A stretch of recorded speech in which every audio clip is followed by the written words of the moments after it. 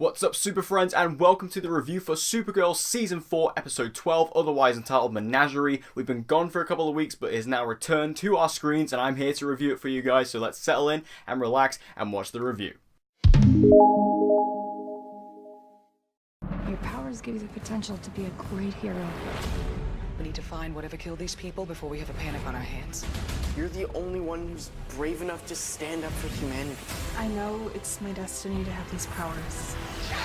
That was amazing! With his PI shingle newly hung outside of his office, Jean welcomes new clients. Trying to take her mind off what happened at the DEO, Kara decides to team up with Jean on his latest assignment, which unfortunately ends up tying directly into Alex's current investigation that involves the villain Menagerie.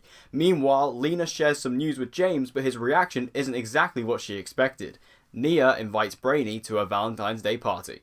So yeah, Supergirl's been gone for a couple of weeks, but is now officially back on our screens, and I have to say, Supergirl in the past few episodes has been picking up with Season 4. I have not been too kind to the first half of Season 4. However, moving into the back half of the season, especially kind of Episode 10, 11, it did start to pick up for me, and I have to say the episodes are getting better, and Episode 12, for me personally, continues this trend. Let's just talk about the villain of this episode, just to get it out of the way.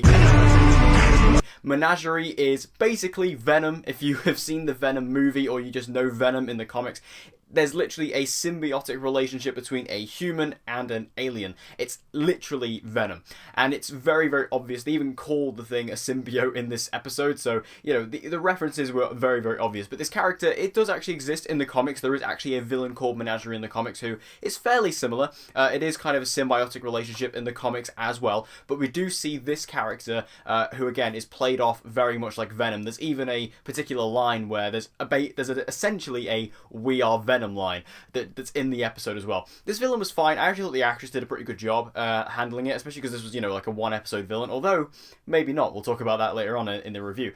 But, for like a, villain of the week sort of character, I think she was a really good casting, actually, and did a good job. And I like the fact that, she was actually a criminal before the whole alien thing. I thought that was quite interesting, the fact that she was, a jewel thief who...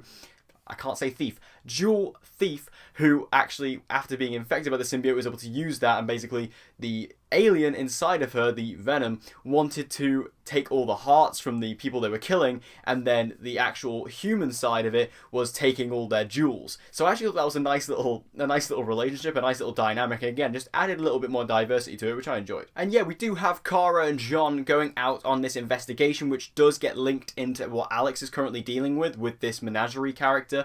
Now, this whole thing I actually really appreciate, because I said, back in my review for, I think it was episode 8 or maybe it was episode 10, whichever episode Alex got her brain wiped, I remember saying in that episode, in my review for that episode, I said, they're not going to stick to this, they're not going to commit to this, by, 2 episodes later, this is going to be gone, and we're going to, this whole memory wipe thing, and Alex completely forgetting that Kara is Supergirl, it's going to be completely irrelevant in a couple episodes' time. Well, we have now passed the couple of episodes of point time, and it's still there, this problem, this conflict is still here, and I have to commend the writers for that, for actually committing to this story, because I said this back then, I'll still say it now, this is incredibly interesting, because this changes the game for Supergirl. This changes the relationship between our two lead characters. For the entire length of the show to this point, they have, Alex has just always known Kara is Supergirl. There's never been any kind of conflict. There was never any big reveal moment for these two characters, because they always knew.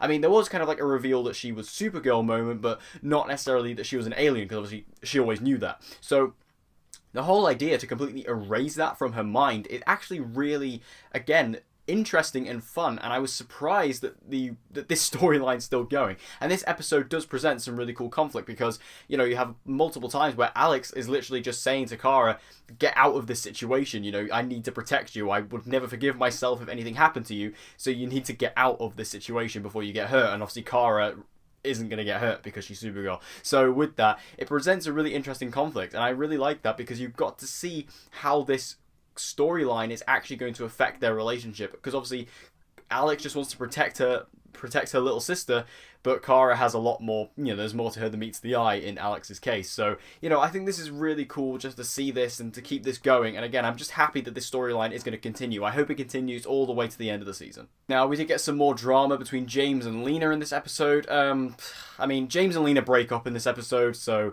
I don't even know what the ship name was for this, but if you cared about that ship, it's sailed.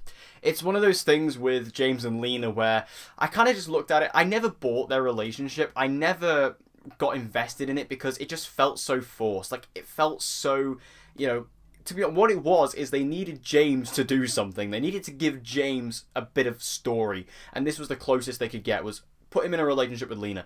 And it came across really forced and really shoehorned in and really crowbarred in.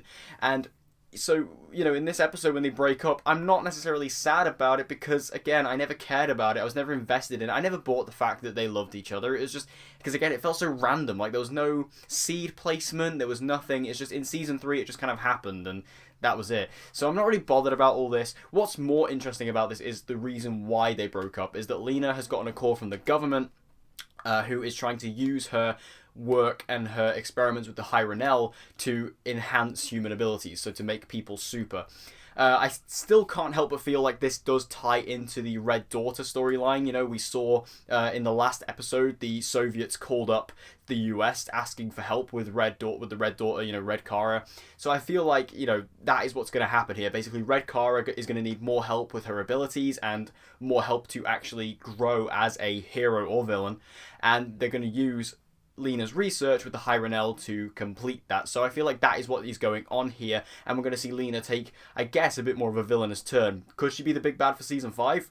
Who knows? I mean, we know we're getting a season 5, so they could write it that way. I would definitely be down for that. We've all kind of been waiting for Lena to kind of turn into a evil character, so this could be the perfect opportunity to do so. And then we had Nia and Brainy in this episode with their little storyline, with Brainy and Nia just continuing their little sort of romance that they have going on. I have to say, I quite like this relationship, like, because it's just really sweet and innocent. Like, it's not something that they're forcing too much. Like, these characters just met naturally, and then they kind of got a spark from there and went on. This wasn't a forced one like James and Lena was. So I quite like this little relationship that they're kind of budding in the sex. It's quite cute to watch, to be honest, especially because Brainy is just obviously so unaware of everything, and it's just everything just goes straight over his head, and Nia is trying to try and get into it a little bit more. But I like their story, especially because Brainy is basically going to become her mentor now, and is basically going to train her to become a hero. We finally see Nia step up as a hero. We finally see her as Dreamer in this episode. She comes out in her costume, which we saw revealed. I really like the costume, I will say that. I said, if you saw my video about the costume reveal, I really like the costume. I think it's really cool. I think it looks good. I think that Nicole Maines looks good in the suit. So I do like the costume. I'm not still 100% sure how Nia could fight that, the character Menagerie as well as she did. That was a little bit of a strange one. She kind of just comes out. I was expecting her to fly in. I thought there was going to be like a cicada moment where she was just going to fly in. But no, luckily the Supergirl writers had a little bit of restraint, unlike the Flash writers. So she was able to come in and just take out Menagerie and deal with her, and then Supergirl basically finishes her off. So, I was okay with that. Like I say, I think she needs a little bit more training before she was able to do that, but it looks like we're going to get some more training over the next couple episodes between her and Brainy, which I think will be nice. So, all the stuff with Nia, her being a hero, I like it. And finally, Ben Lockwood is out of prison. We finally have Sam Witwer back on this show. I mean, I've been saying this for ages, but Sam Witwer, he's the best part of this season. He's just so good. I love Benjamin Lockwood. I love Agent Liberty, the Children of Liberty. I love this story. So to have him finally back out of prison, it's just going to be great to have him wandering around again. I mean, I will say I wasn't too big of a fan of the whole his son taking up the mantle of Agent Liberty for this episode just to kind of spark a riot and a revolution. I wasn't a fan of that. I thought that was a little bit forced, but if we had to get through that to get Agent Liberty out of prison, I'm pretty happy about that, because we just need Sam Witwer back on the show, and now we're going to have him be a bit more of a recurring villain figure like he was in the first half of the season, because like I say, I genuinely believe that Sam Witwer is the best part of this season. He's the best part of this show right now, and I love everything to do with him. Now, the little tease we got at the end of this episode was we had Menagerie in prison, and she got a letter from none other than Manchester Black. We haven't seen Manchester Black in a little while, but he is recruiting her for a new group known as the Elite. Now, the Elite is the name of the group that Manchester Black is the leader of in the comics. So if you're familiar with the Superman comics and, you know, Manchester Black in the comics, you will know of the Elite. And I believe that Menagerie is a part of the Elite in the comics as well, so that does line up there.